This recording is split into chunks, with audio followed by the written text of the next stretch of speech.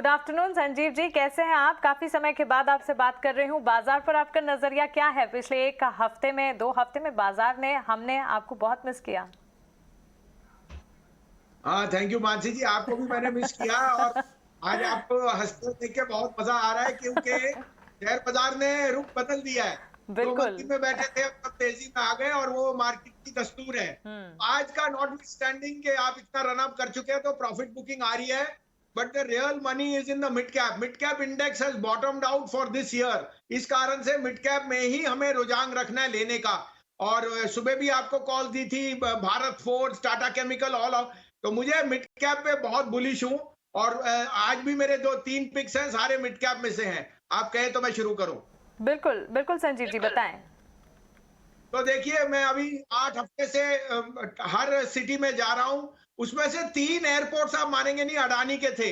अहमदाबाद, लखनऊ और एक और मैं भूल रहा हूं। तो Adani enterprise is spreading everywhere. आज आपने अलाउ कर दिया coal to be imported. Adani owns maximum stake in some of the coal mines in Australia. साथ में सम ऑफ पार्ट्स में the business is all the businesses are in monopolies. तो 2180-85 में लीजिए। Stop loss of 2135। 2300 से 2350 का टारगेट बहुत जल्दी आएगा अडानी एंटरप्राइज। दूसरा buy Apollo tyre, largest beneficiary of tyre imports not coming from China, and Apollo tyre is in a very sweet spot as CV cycle reopen. 218 रुपए में लीजिए। 213 का स्टॉप लॉस, 230 का टारगेट। और तीसरा पिक होएगा गोदरेज कंज्यूमर।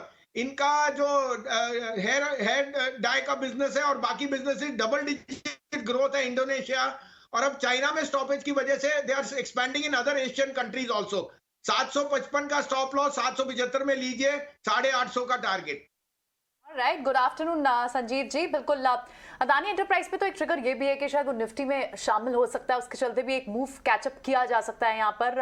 और आपकी सारी पिक्स हमें याद भी रहती है। इनफैक्ट मैं जीएमआर इंफ्रा को भी देख रही थी, मुझे लगा जब आपने घूमने फिरने और एयरपोर्ट्स की बात की तो आया था और आप जीएमआर इंफ्रा की बात करेंगे। पर एक भी अब आपका यहाँ समझना चाहेंगे कि आईटी पर क्या आप व्यू बना रहे हैं? आप बहुत बुलिश थे रिजल्ट्स पर, नंबर्स आए भी, लेकिन अब तो वैल्यूएशन के लिहाज से भी आईटी को आप देखें तो कितना अट्रैक्टिव हो चुके हैं। जो इनकी फॉरवर्ड पीई थी, करंट पीई जो है उससे कितनी अट्रैक्टिव हो चुकी है। तो high PE, large cap specially अब काफी ज्यादा रीजनेबल हो भी गए हैं। What is your view?